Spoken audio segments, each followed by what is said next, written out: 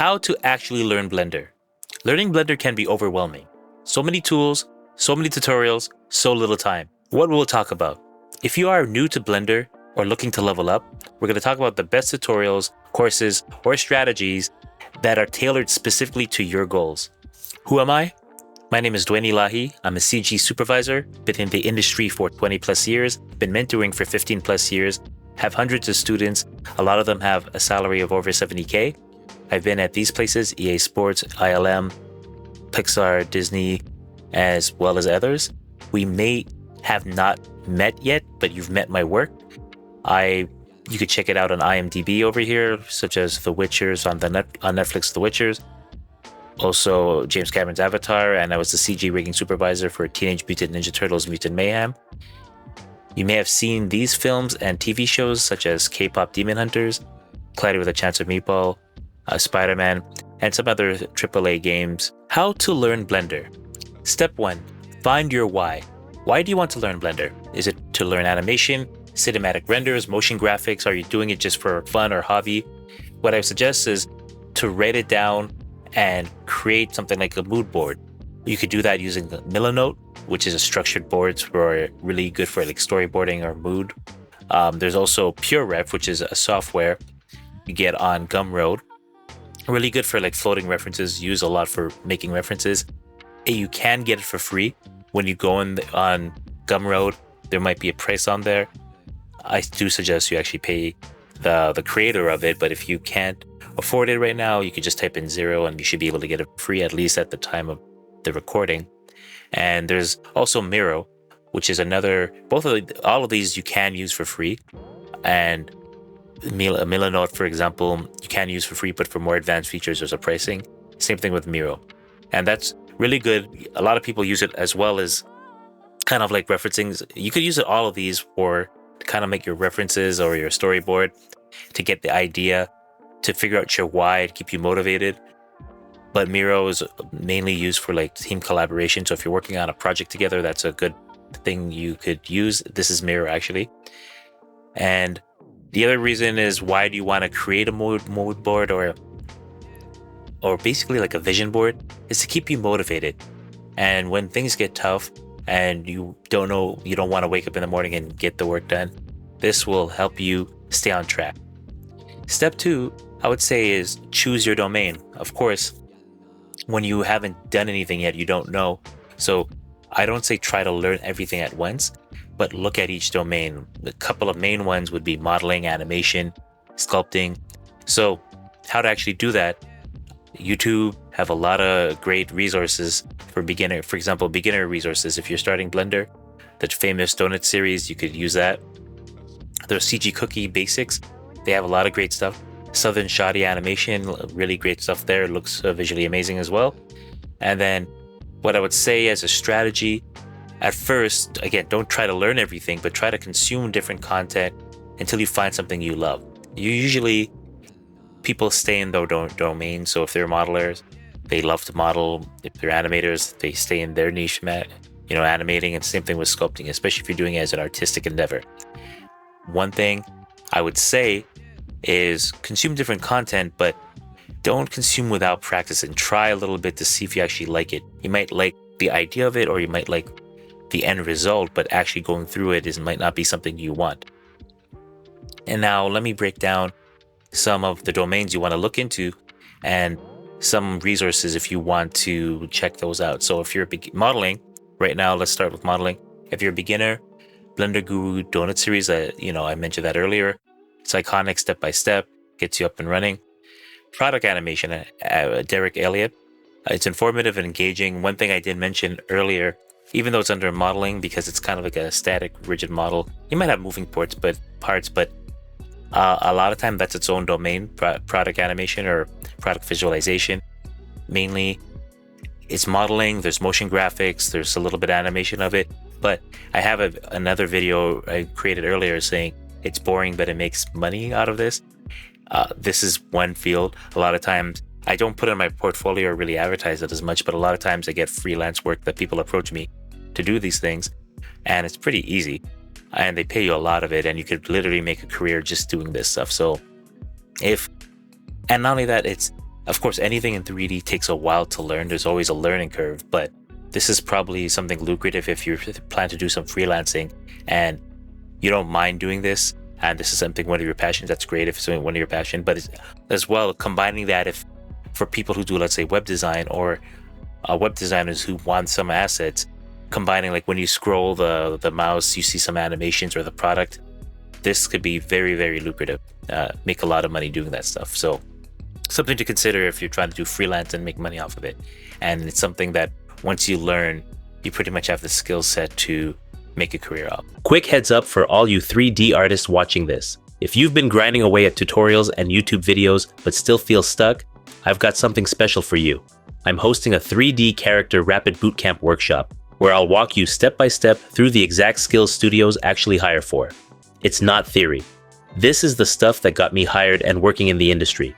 If you want to finally build a portfolio that gets callbacks and interviews, hit the link below and grab your spot. Seats are limited, so if you're serious about going pro, this is your chance. And then there's also stylized, low poly, like political runway. That's clean workflows, and it's fun to do, so you can check that out. Hard surface modeling, that's another thing, especially advanced one, I would say, because Joshua Gambrel makes it. This one's specific because they have a certain workflow of how to do hard surface modeling. Basically things that are rigid, like metal, or think mechs, things like that. And what's good about these guys is that relatively a beginner could learn it and it could get really great results, and good enough that you could do like concept art and work with people and get jobs with that, right?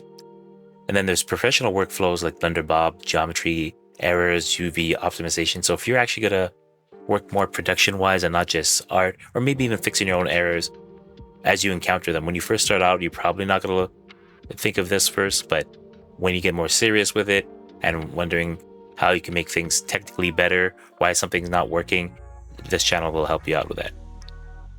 Next, let's look at the best resources by domain, this time animation. So Southern Shoddy, walk cycles, basic rigging, fun, it's good to watch. Advanced stuff, Pierrick Picot, I don't know if I'm pronouncing his name correctly, but he makes game-ready rigs in Blender, professional techniques. Also, if you're interested in animation as well, he has a comprehensive animation course, a live character. It's intense, but it's worth it. His stuff's pretty good. You could watch out. He does animations and he posts the things out there. So it's pretty good if you're into animation and rigging. So now for resources by domain, again, lighting here. There's Gleb Alexstrov. I'm sorry if I'm mispronouncing the name.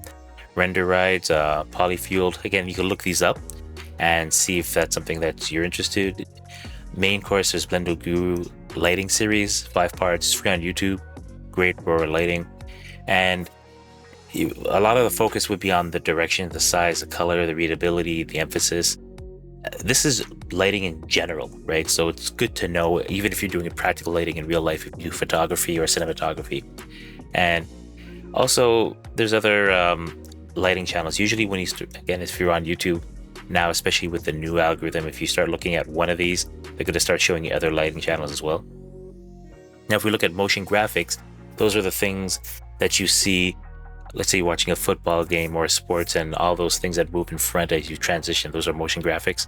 Ducky 3D, abstract designs, geometry nodes, procedural, especially geometry nodes. That's a lot of things that are going to, you could kind of like build, like kind of like coding, but visually as well. And it's really great for motion graphics. If you really want to master geometry nodes and procedural workflows, this is motion graphics is probably where you want to go. I mean, I'm even considering if I should make any content surrounding that. I don't know if people are interested in geometry nodes, but it's very, very powerful, not just for motion graphics, but for other realms, especially modeling as well. And if you've ever done anything in Houdini, yeah, you probably want to know geometry nodes in Blender. So now, best resources by domain, this time for sculpting. There's CG Boost sculpting tutorials to teach you about like the brush settings or workflows. Advanced, there'll be like Master 3D character courses. That's one for skills. Let's say you want to do character sculpting, anatomy, clothing, UV unwrapping. These are all the type of things you will kind of learn if you're going to do sculpting. And some advanced ones are like Jan sculpts, beginner to advanced anatomy. Anatomy is going to be kind of important if you're going to be doing sculpting. And then photorealistic, there's Chris Jones, Crossmind Studios, CG Cookies, Human. Now, best resources by domain. So now if we're doing, let's say, VFX, Ian Hubert, like Lazy Blender, like projection mapping, compositing. So of course, if you're starting out, you probably don't know what these means. Watching these videos will help you out because these are kind of common techniques for any 3D software in general, whether in games, VFX, feature animation. It's detail, inlight VFX, farming simulation, cinematic, compositing. I used to do a lot of VFX back in the day. So it's kind of important. And now, especially if you're going to do it in real time, in engines, video games, Unreal, things like that. So adding these things make it look great, right? So it might be worth it to see if you're interested in that. And then best resources by domain, Grease Pencil. Now, Grease Pencil, you see, is underrepresented area. There's very few tutorials. Mainly if you're doing that, it's probably you have like a 2D background or probably into that, like drawing storyboards or things like that. And it might not be everyone's like first go-to in terms of like, okay, we're gonna go use Grease Pencil to do storyboards if you're not already like a Blender user. But Blender is pretty powerful and can use it. So you could look at Kevin Dram Magic Storyboard course if you're into that. And if you want to stay within Blender, again, Blender is free and it's powerful. So you can look into that. And then others like Team Miracles, Dedu's, La Cruzo, Polypaint, Xnoc, and Gaku. So you can check those out. Now, if you want to be like inspired, because all of these things are by domain and then specific to their own domain. But if you want to be inspired by the creation, the art itself, you can look at like Ian Hubert, Dynamo, Dream web series, a sci-fi environments, Stash, car animation, cinematic scenes, car animation. That's another car visualization, architectural visualization, product visualization. Those are huge industry. Again, I've done all of those things. I know people who do it professionally. And again, you can make a career out of that. There's always going to be demand for those products for companies and whatnot. Again, I say it's boring because once you know it, you'll be doing the same type of thing and you can make money off of it. But if you love it, people who are doing it really, really love it and try to optimize it, it's also lucrative and you can make a lot of money off of it. So check that out if you see if you actually love it and you could actually make a career or make freelance just doing that. And so again, yeah, Max Hay for detailed environments, cityscapes, mood, Leo Avro for short film storytelling, the Bench Project, you want to check that out, William Landgreen for young talent, unique film, aesthetic, he has Patreon too.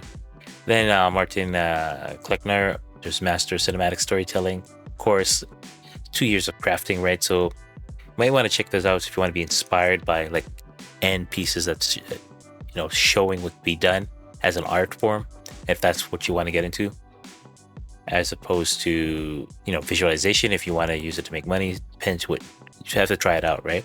And then there's general channel that kind of like multi-domain, CG focused, Blender secrets, film stop. It's more of like talking shop or talking about a bit more of the software, or if you're a Blender enthusiast, there's Kaizen, there's all these things to be up to date with. I've used a lot of other software as well. I used to use Softimage, depending on the project, Softimage, 3ds Max, Maya, and everybody have their user base and love it. So if you're in a general channel, if you're really into Blender and want to be an expert with it and want to know all the secrets, these general channels are very helpful for that. And you also learn about updates and comparisons and tips and decision-making tips and new versions of Blender that comes out. Blender updates all the time. Now, mention a bunch of things here. Now, what I would suggest, it could be overwhelming, and not to help you overwhelm, to kind of like narrow down. What I would say again, define your goal. Start off with what you want to end off with, right? Whether it's animation, modeling, motion graphics, choose one, right? Then assess your starting point. Are you a beginner, or are you intermediate? You know a little bit of it. Because if you're a beginner, you might want to start off with more basic tutorials or maybe general channels to understand just the software in general, right? But so you know which tutorials to start with, and then pick matching resources. Start small. If you're a complete beginner, probably start off the donut tutorial that I mentioned earlier, right? Just to understand the terminology, how it works. Then to make sure it actually works and stick, I would recommend this for anything you do want to learn or pick up. Of course, you don't know what you don't know when you start off, right? So it's going to be overwhelming, and the hardest things to get started and get the momentum going. It's kind of like pushing uphill. But if you're committed and you stay dedicated with it, things add up over time. You might not notice at the beginning, but it does add up over time. So that's why I would say dedicate time blocks. Just block out time in your calendar, whatever you have, that you focus just on that. Even if you do a little bit, an hour a day, half an hour a day, there's a saying even if you work on something 15 minutes a day, it still moves the needle when you add it all up, right? And as you progress, you reassess your roadmap and update as you grow. Is this really the defined goal? I want to still keep going. Maybe you're doing animation, but you realize that the models and the sculpts that you're animating, you really like into that. Maybe I would move my goal and start modeling after a certain amount of time. I wouldn't update your roadmap every day. I would say, this is my rule of thumb actually, just working in production. Anytime we start something new, obviously there's going to be friction and you don't like it and it's going to be resistance. It's uncomfortable. That's what growth is. It's doing something you haven't done before. You're growing outside the box, right? So as a rule of thumb, again, I'm a CG supervisor and I built a lot of tools and brought in a lot of methodology and workflows into projects. Of course, there's going to be growing pains with that. So as a rule of thumb, we have to use it for like 2 weeks and then assess, not like use it for 2 minutes and like, oh, the other way is better, or I rather this method, right? Use it for 2 weeks so you kind of get acclimated to it, get used to it. And then you could say, okay, I like this. Why not? You kind of have time to settle in with it, right? That's my recommendation. Obviously, you can do what you want, but I would recommend doing that, right? Now, the other thing I want to mention is free versus paid, which is another big topic. Blender is a free software, right? It's very, very powerful. And recently, Blender as a main DCC or content creation won an Oscar. It was contributed to an Oscar win, right? So yes, Blender is powerful. But if that's the case, why would you pay for anything if it's free, right? So if you're looking at free resources, there's a Donut series, Southern Shoddy, Ducky 3D, a bunch of YouTube creators, which I mentioned, which are very good, right? The thing is about that is kind of like my argument, I would say, is if you look at paid things like you have CG Boost, Skillshare, Udemy, Domestika, right? Why would you go through this stuff if you can get like information off of free YouTube channels? The argument I would say is like, well, why would you go to school and go sit down in class with a teacher when you can go to the library and just read all the books for free, right? There is value on going through the paid path by someone telling you, here's where you start and here's where you're going to end, and this is exactly what you need to do to go from here to here.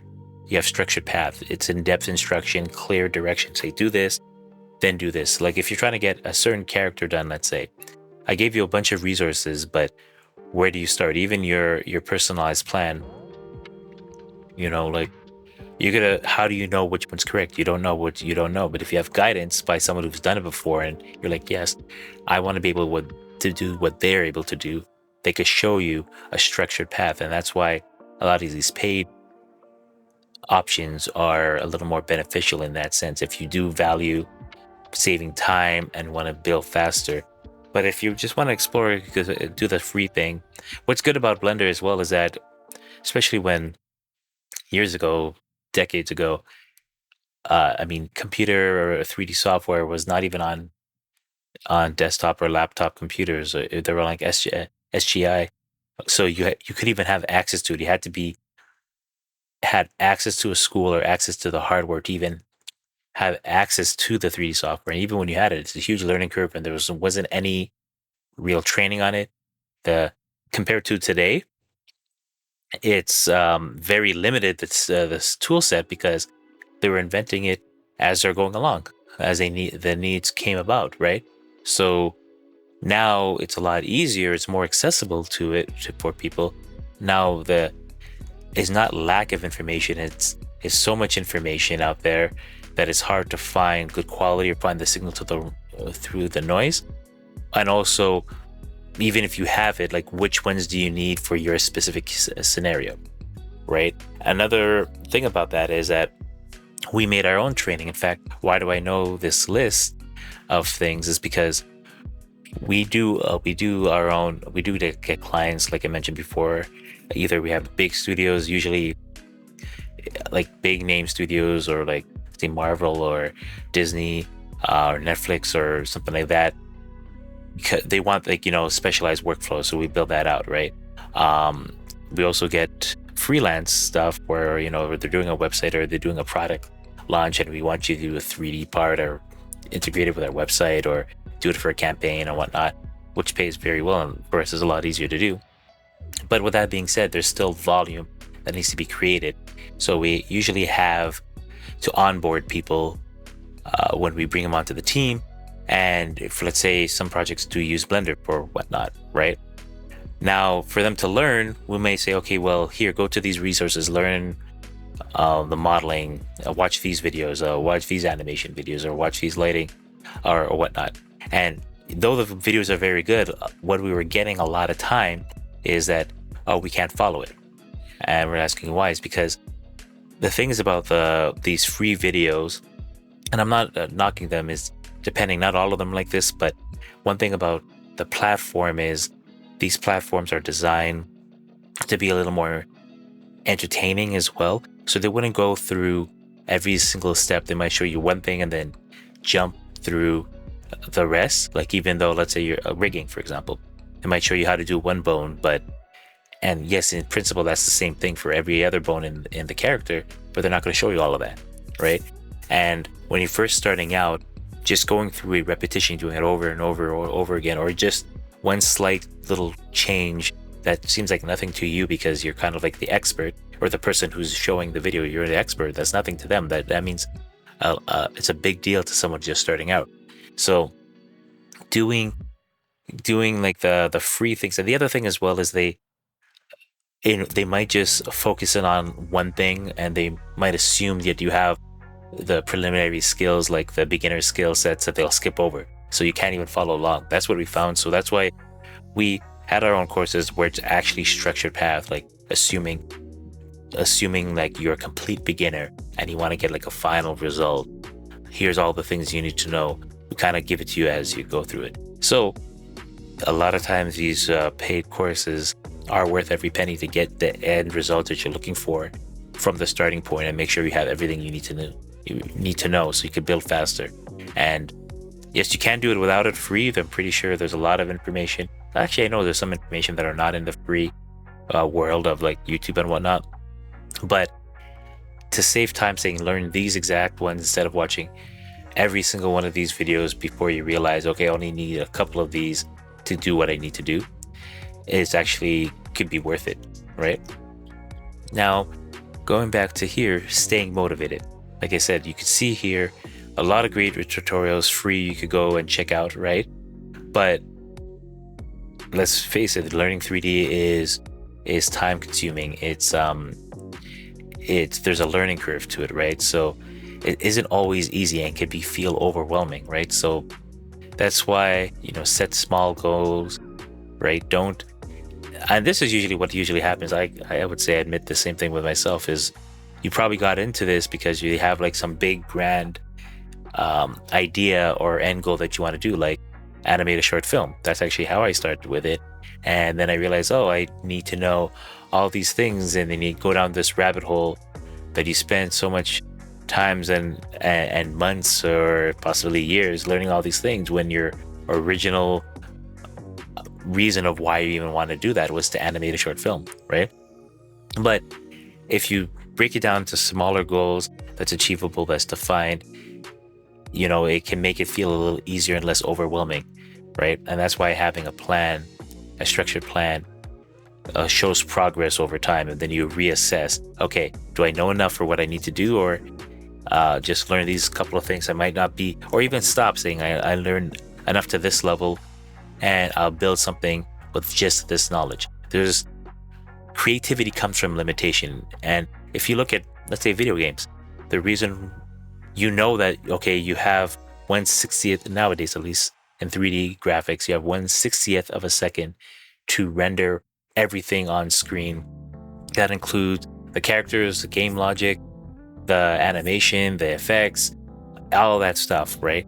So depending on the hardware and depending on the complexity of the game, you're only going to get a certain level of fidelity or quality or render or whatever it is, right? Or even polygon, right? So once that's assessed in the scope, you're like, okay, we could only do this amount. Then all the creativity comes with just this. What could we make out of it, right? I mean, look at Pong. It's not a 3D game, but back in the Atari days, you just have two lines and a dot that goes by, and they're like, what can we make out of that? And with that, you know, it's a revolutionary game at the time, right? So, and as we get better, your limitations are lifted, but you're trying to do more with less and still make it work. So think of that, right? Another thing about staying motivated is having community. Go on social media, Discord, YouTube connections. I mean, all these YouTube channels, it's a community there. There's people in the comments that talk about it. That's a community. Social media has a lot of that as well. I mean, like IG, for example.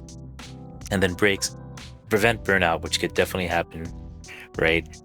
You have to recharge your creativity, do something else, or maybe work on, maybe your plan might be, when your set plan is like, let's say, focus on modeling at first, and then before you get burned out on that, focus on animation.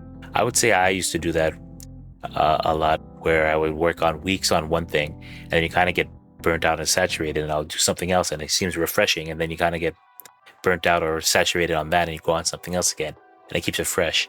So, but I'll just say, don't jump around too quickly, because you want to be able to actually make progress with it, right?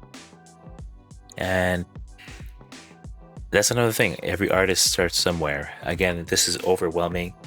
And when you first start out, it's a huge learning curve, and you're probably not going to be amazing when you start out. That maybe you might be, maybe you have some other skills that could transfer over, but just remember that don't expect to hit a home run right when you come out the gate, right? Like, it's going to take some time and practice, but keep at it. And just remember your motivation of your why, right? To recap, I went over the complete guide for learning Blender, gave some free resources to learn different domains, and also gave steps on how to learn. The next step, go through your personalized roadmap. Remember, step 1, define your goal. Step 2, assess your starting point. Are you beginner or intermediate? Step 3, pick your matching resources. Start small, so choose what domain, choose the free resource, and check it out to see if you like it, and do something small. Again, if you're really starting out, try the donut tutorial, right? Step 4, dedicate time blocks. Actually schedule in, let's say, an hour a day. It could add up to huge progress. It moves the needle when you add it up over time. And then step 4, update your roadmap as you grow. Again, I suggest maybe put a 2-week interval, maybe a week, depending how it goes. But just, I would say 2 weeks personally, from my own personal experience. But again, do what you feel is right. And I would say stick to it for 2 weeks before you reassess, as opposed to like sticking to it for, let's say, just like an hour or a day, and you're like, okay, it's not good, not working out. Give it some time. Bonus tip: don't limit yourself just to Blender. There's other tools as well. There's ZBrush for sculpting. There's After Effects, Nuke for compositing, Houdini for simulation. Granted, these are paid platforms, paid 3D software or software in general. But the thing is about these software, they're like industry standard or still commonly used today. So it'd be worthwhile to know them. But I wouldn't say they jump around, because a lot of these things can be done in Blender. It's just that if you, over time, you might want to know of them. One, because some techniques might have tutorials, let's say in ZBrush, on something you want to do, and you don't find it equivalent in Blender. and it might be more of a technique as opposed to like what buttons to press. So that's one thing I learned actually, especially years ago, where when for example, rigging, I learned rigging because there weren't like any tutorials at all. I learned it in a software that wasn't the software I was using, in a language I didn't speak at the time. But that was the only tutorial that had more advanced techniques that I needed to learn. So I watched it over and over and over, and then I kind of get the idea. And then I went into my software and tried to find an equivalent, because I was able to see the techniques they were using. I'm like, oh, that's how you approach it, right? Now, again, of course, nowadays is a lot easier. So you don't have to go to such extreme, or at least say you don't think you will, or have to in most cases nowadays, or as often at least. But with that being said, you might see a technique that's in another software. You can do compositing, for example, in Blender, right? But Nuke and After Effects are kind of like actually more standard in professional use for compositing. So a lot of techniques you might be looking for might be in one of these tutorials. So taking that and then bringing it over to Blender might be very helpful. Or let's say I mentioned earlier geometry nodes in Blender. It's very powerful. A lot of the concepts that you probably could see in Houdini can be transferred over with that. And some of the techniques might not have a Blender equivalent yet, but just because someone haven't made the tutorial, but it might be a tutorial in Houdini, they're like, oh, I could do that with geometry nodes, for example. Biggest mistakes to avoid. I mentioned this earlier, but expected to hit a home run on your very first swing. And of course, everyone have very big dreams and ambition. That's why you try to pursue a lot of things, but you also have to manage your expectations, realize that this is definitely a learning curve, and you have to like learn step by step, but you'll eventually get there as long as you take enough swings and try to improve every time. So what are your thoughts? Leave your comments below.